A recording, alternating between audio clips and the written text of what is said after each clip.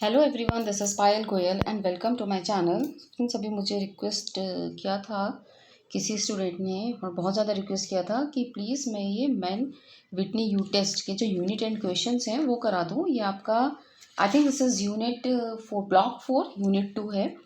It is Mann Whitney U test for 2 sample test. ये सारी book फटी हुई हो रही है, so I am not turning it much. तो ठीक है, so the question says a researcher had an experimental group M is equal to 3 cases and a control group where control group में 4 cases हैं. The scores were as follows. ये experimental group और control group के scores दिए हैं. And then they are saying in the problem one above, assume these groups are independent, apply appropriate statistics and state whether the experimental condition and control conditions differ or not.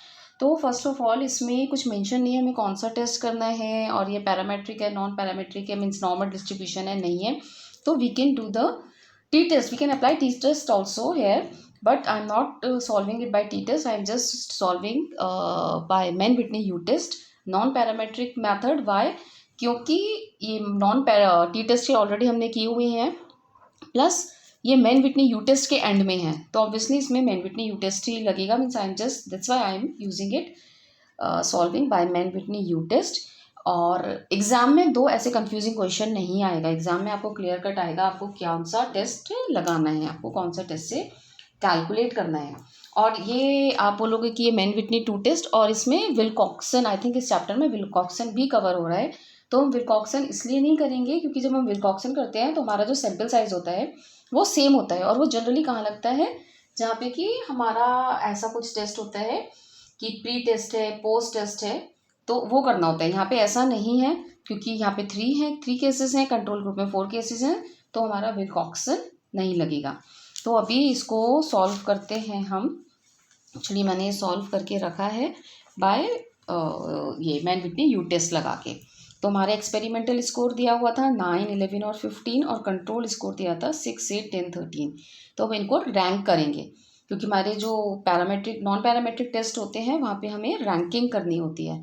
तो हम यहाँ पे rank करेंगे और rank combine करके करते हैं. तो अगर कंबाइन करके करते हैं क्या होता है, you can just watch my original initial videos जो मैंने टॉपिक पे बनाई हैं. तो सबसे छोटा नंबर इसमें क्या है हमारा, इनको कंबाइन करके देखेंगे 6. वी गेव 6 को फर्स्ट रैंक, 8 को सेकंड रैंक, फिर 9th को थर्ड रैंक दिया है, 10th को 4th रैंक दिया है, 11th को we have given the 5th rank, 13th is 6 and 15 को 7. इनका हमने टोटल करा. सिग्मा आर एक्स हमारा समीशन आर एक्स आया 15 and summation R Y is 13. N1 is 3, N2 is 4. So now we'll apply UX. UX is like man Whitney. तो हम दोनों का X का और Y का कैलकुलेट करेंगे. अपने X का कैसे कैलकुलेट कर रहे हैं, N1 N2 plus N1 bracket में N1 plus 1 divided by 2 minus sigma R X. तो हमने वैल्यूज डाल दी. N1 is 3, N2 is 4 plus 3, that is N1, 3 plus 1 divided by 2 minus 15. उसको कैलकुलेट कर लिया है तो हमारा ये UX आ गया 3. अभी U Y N1 N2 plus N2 plus 1 upon 2 minus sigma R Y, 3 into 4, ये वैल्यूज पुट कर दी हैं और ये हमारा यू वाई आ गया 9. अभी बस यही क्वेश्चन खत्म नहीं होता है. अब जो हमारा यू कैलकुलेटेड, मतलब जो यू हम कैलकुलेट करते हैं मैन विटनी यू टेस्ट, वो क्या होता है, minimum of U X and U Y. तो मिनिमम ऑफ 3 एंड 9 किया है, तो हमारा मिनिमम 3 है, तो हमारा यू की वैल्यू आ गई 3. ओके. और मैन विटनी यू टेस्ट में सबसे अच्छी चीज़ क्या है, हम चेक लगा के देख सकते हैं कि हमारी जो कैलकुलेशन है वो ठीक है कि नहीं है. तो मैं आपको यहाँ पे वो चेक भी बता देती हूँ. तो हमने चेक्स लगाया, U X plus U Y should be equal to N1 multiply by N2. What is our U X, it is 3, U Y is 9, it should be equal to 3 multiply by 4, that is N1 और N2. ये यहाँ पे values है N1 N2 की. 12 12 दोनों equal हैं, तो it means our first check is done, हमारा ठीक कैलकुलेट हुआ था.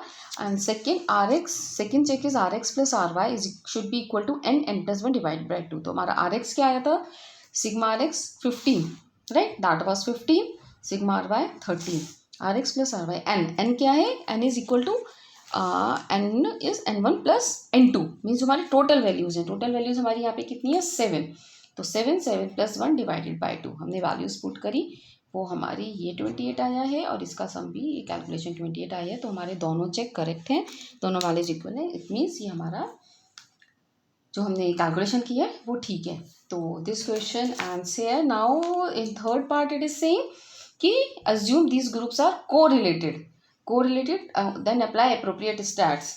तो कोरिलेटेड है तो हम यहाँ पे टी टेस्ट लगा सकते हैं, और बाकी हमारा विल्कॉक्सन नहीं लगेगा कोरिलेटेड के लिए, क्योंकि कैसे कोरिलेटेड है, यहाँ पे देखो 3 वैल्यूज हैं, यहाँ पे 4 वैल्यूज हैं, तो will not be able to calculate. तो यहाँ पे हमारा ये क्वेश्चन फर्स्ट पार्ट खत्म हो गया। तो अगर आपको समझ में आया, if you like the video and you want to share it with your friends, please do so, and once again all the best for your exams. Bye, take care.